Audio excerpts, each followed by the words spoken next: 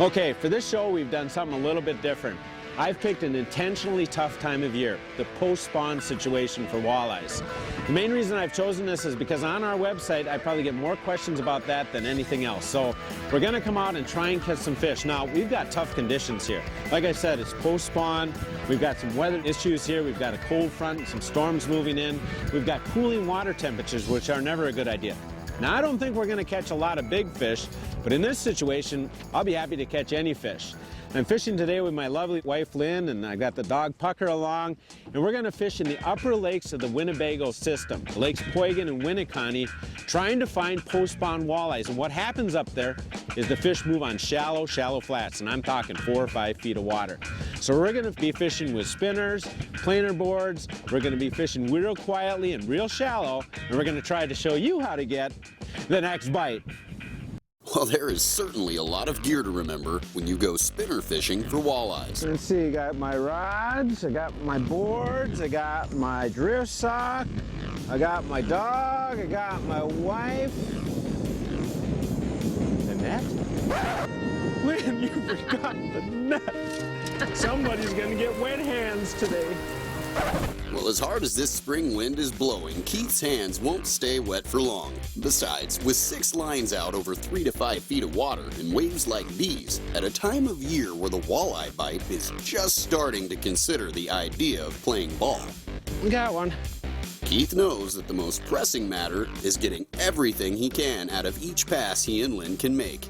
I was stringing that line and all I see is doom, doom.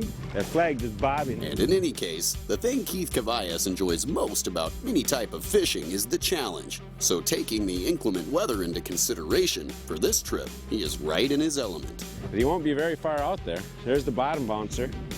Oh, here's the fish. Oh man, he's got a little fight to him, huh? I'm gonna just reach in here and try and grab him back here. Yep, there he is. Got him? Not yet, I don't. Ah! Now I got him. Pucker, what's that? A little bit of a wet arm, but I got him. Look at there. Little purple body and Nice. gold back, but a green and white blade. He munched it up pretty good. He had that hook well in his mouth. There we go. Oh, look at here, a tagged walleye. That's pretty cool. Yeah, what we can do here is take and write down the number on here. Yeah, we'll be able to send that into the DNR and they'll tell us where it was tagged and when and how old he is. And all kinds of cool stuff. See if you got a pen or something to write this down. I don't know if I have a pen in my purse or not. Here, I got its number. You ready? No, wait. How about eyeliner? Whatever. That'll work. Ready? Yeah. W478475. W478475. Righto. Okay, got it. Back in the water, huh, Pucker? Huh? Oh, you don't want to eat him. He says, oh, he looks like an eater. There you go, buddy. He's gone now. We're fishing a fairly tough condition here, you know, post-spawn, the water temperature has cooled in the last week about 7 or 8 degrees. The fish are lethargic, so you need to fish slow. The speed I'm trying to hold out here is between 0.8 and 1 mile an hour. To keep that speed, you got to look a little bit at your wind conditions. So if the wind's blowing a little slower, if it's calm, what I do is I use my bow mount trolling motor. On this boat here, this 18-foot boat, I'm using a 24-volt trolling motor.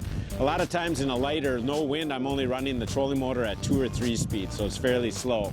That's an easy thing to do, you know, just run that trolling motor. The hard part is obviously when the wind starts to come up, because then you actually have to slow the boat down instead of pulling it.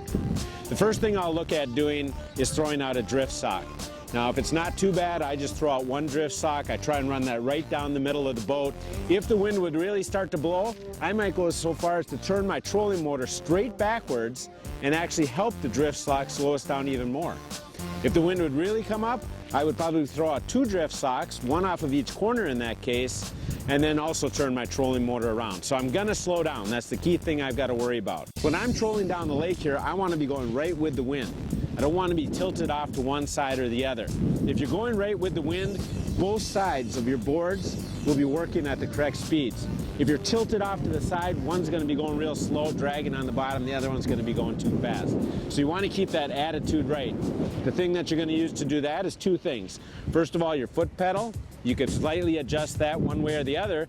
The other thing I do like to use though is my big engine and just use it almost as a rudder down there. I'm not running it, I'm just using it to actually keep that boat going nice and straight. So watch your speed and watch your attitude and you can catch these shallow, flat walleyes. I want to talk a little bit about the two different methods of weights I'm using for these shallow water spinners. Now the first one is the one that I use below the boards, and that's just a straight bottom bouncer. I'm using a 1/2 ounce bottom bouncer in this case. And the main reason I'm using a bottom bouncer behind those boards is because I want to let out just a short amount of line. I'm letting out about double the depth.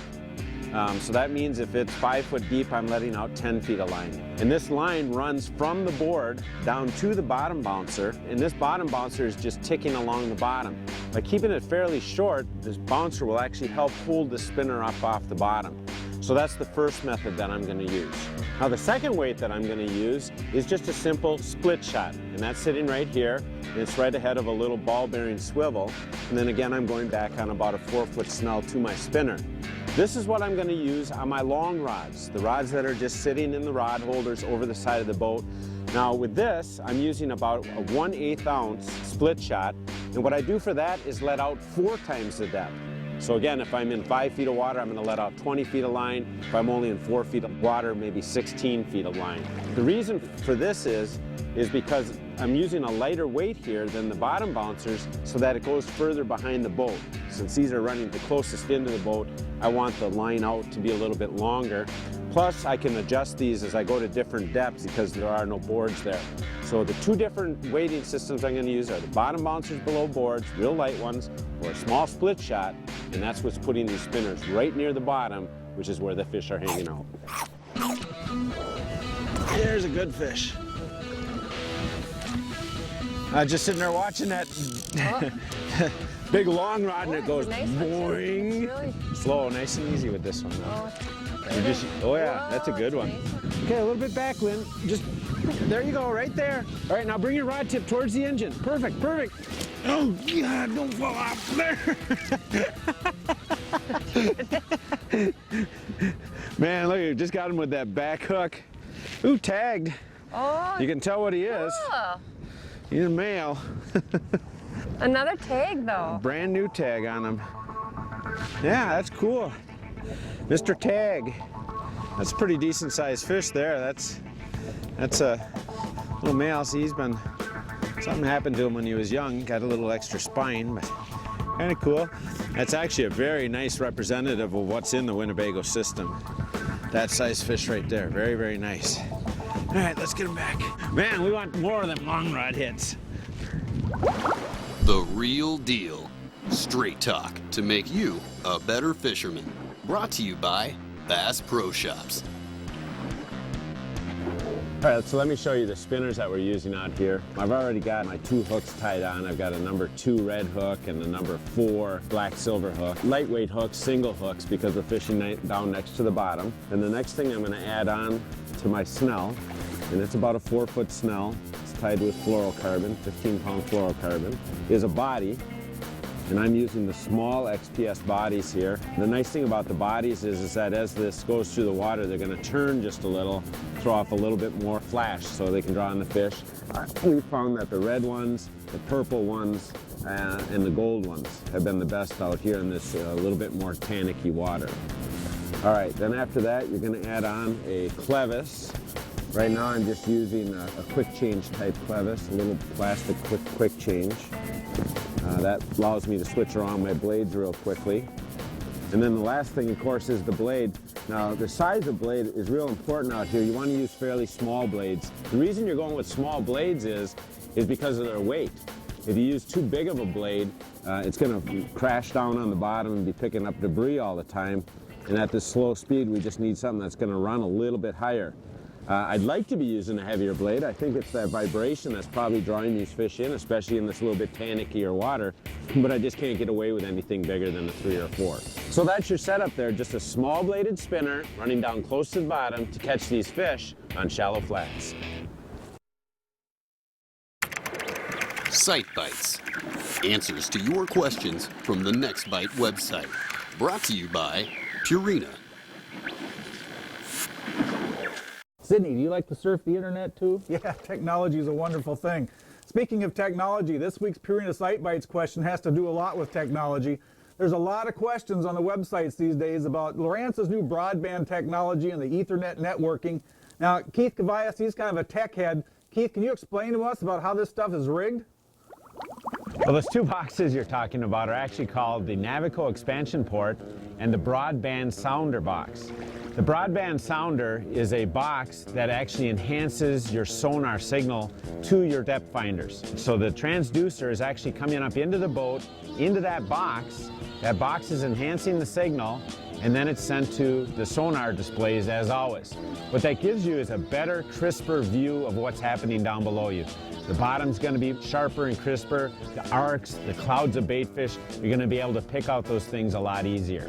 The Navico expansion port is actually a box that allows you to share data all over the boat. And mainly what I'm talking about here is the sonar data. So for example, I have this unit here and my console unit set up so that they're both sharing the same data. I use this unit in the back. I'd have it turned around the other way. But I use this unit in the back when I'm trolling. So when I'm running my kicker, I can look down at this thing. At the same time, if I look forward, that unit up there is showing exactly the same data, so I can see it in either position. The expansion port can take data or share data with an LCX unit like this one, my console sonar up there, or global map units. And in fact, on the global map units, if you have one, you can actually show sonar data on it too. So even though it can't take a transducer in it, it can get the sonar data off of the Ethernet system. So it's a really simple way to set up your boat, but the cool thing is you can share the data all over and make yourself a much more efficient fisherman. Now that's some great rigging information, and if you want more great rigging information, check out the Next Bite website's Mercury Motor Guide Power page. It's one of our feature pages. You'll find lots of information on rigging boats just the way the pros do, from their electronics to their rod holders, their outboards, all information to help you get your next bite. Hey Sydney, you want your next bite? Oh yeah. The tough fishing conditions of this early season, shallow, post-spawn walleye bite hasn't stopped Keith Kavajecz, his wife Lynn Kavajecz, and their dog Pucker, who loves fishing maybe just as much as Keith does, from having a great time out here on the windy waters of Lake Winnebago. Holy man, this is a good one. I hope it's walleye. You never know here in the Winnebago system, there's so many other kinds of fish. It's a walleye. I can feel it. You feel it nice and slow now. Let me tighten up your drag just a hair. There you go. Now try. There you go. Big fish. I think it's a little too big for a walleye. It's jumping. It's jumping. It's a jumping fish. The jumping walleye, huh? You have got yourself one sturgeon. We'll just keep him in the water here and try and get him released. He ain't done yet, is he? Ah, here he goes to this side now. Maybe we can ease him towards us here. He actually bit. He's got it right in his bottom sucker. Cool. Here he is. Woo! See if I can just unhook him quick here. Yeah, little guy. I don't know who's winning this, me or him. He's got me by the watch. See, he actually bit it right off the bottom. That's cool. There we go. Here. A little more than we bargained for there, huh, Pucker? Hot Topics. Leading edge techniques and tackle designed to put more fish in your boat. Brought to you by thenextbite.com. The last 2 years, you've heard Keith Kavajecz and I talk about this bait. It's the Berkeley Flicker Shad. We actually helped with its design. And in 2 years' time, it's become a powerhouse in the walleye world, especially with trolling. But one of the areas where the Flicker Shad's not being utilized enough is in casting. If you're used to using a jig, which all walleye fishermen do, and you like pitching it to the shoreline, make sure you have a second rod in the boat with a Flicker Shad tied on. And the reason for it is because the more we fish these baits, the more effective we see that they are. And in fact, in many cases, they will outfish the jig. And it's a phenomenon in which we found out that crankbaits are not necessarily just a warm water technique. They work when it's cold too. Now the thing that I want to kind of explain is in the early spring or whenever the fish are really shallow, I'll use the number 5 series. But it's critical for walleye fishing that you use 10-pound fire line with this bait. You'll feel every vibration that the bait has, and it helps with your feel of how deep that water is. If you're not touching bottom with the bait, then go to 6-pound test fire line. The 6-pound test is a thinner diameter. It'll allow you to get another foot or two on a cast with this bait. And then the one thing that I'm going to recommend also is don't be afraid to use this number 7 size. The number 7 size, especially with trolling, is normally more reserved for the warm water months. But for casting in cold water, all you have to do is basically slow down your retrieve. And this bait is pretty special because it'll go from a wide wobble and a slow retrieve, it'll tighten up and it'll be a very good springtime bait. So those are your scenarios. Vary your lines between 6 and 10-pound fire line and cast these babies. You're going to be pleasantly surprised. Hey, before the weather gets any worse, I just wanted to point out a couple areas that you'd want to look for, not only on the Winnebago system, but anywhere that you go. On the Winnebago system in these upper lakes of Koigan and Winneconne, the Wolf River comes in from the north here. So some real common areas for me to look for these flats are out by the mouth where the Wolf dumps in, look for any kind of 2, 3, 4 foot flats. Places like Norwegian Bay, Clark's Bay, those are places where it's just big 4 or 5 foot areas where it's flat. And in those flats areas, what happens is this time of year is it warms up first. So things like insects and the small bait fish show up in those bays, and obviously the walleyes just follow them. So don't look for anything real dramatic structure-wise. You're looking for shallow close to where those fish came from when they were spawning. Look at the outside board there. It's not on there real good, I don't think. There you go. Keep this tight, keep the rod tight like this. Yeah. There you go, now reel. There you go, perfect. You just don't want to give them any slack. Real nice and slow. This wind is pushing us a little hard.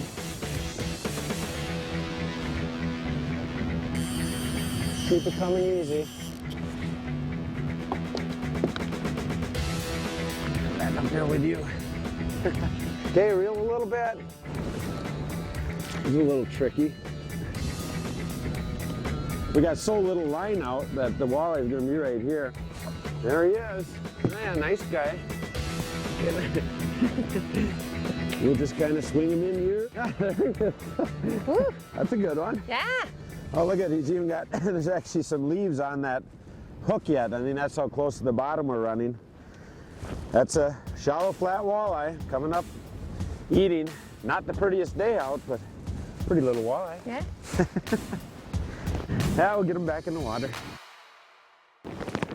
Well, as I said at the beginning of the show, we started out with tough conditions, post-spawn walleyes, fairly big winds. Well, the good news is the winds have died down a little. The bad news is the precipitation has picked up a lot, and we're even hearing thunder and lightning, so we're just going to have to call it quits. I think it's beautiful out here.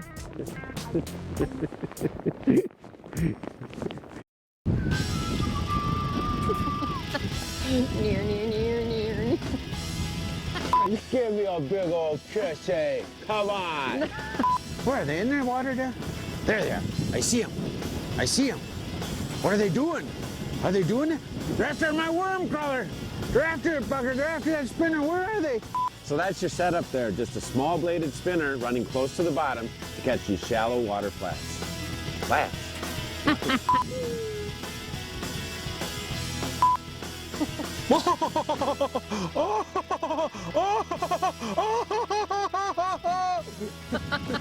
Norwegian Bay, and out here in front of the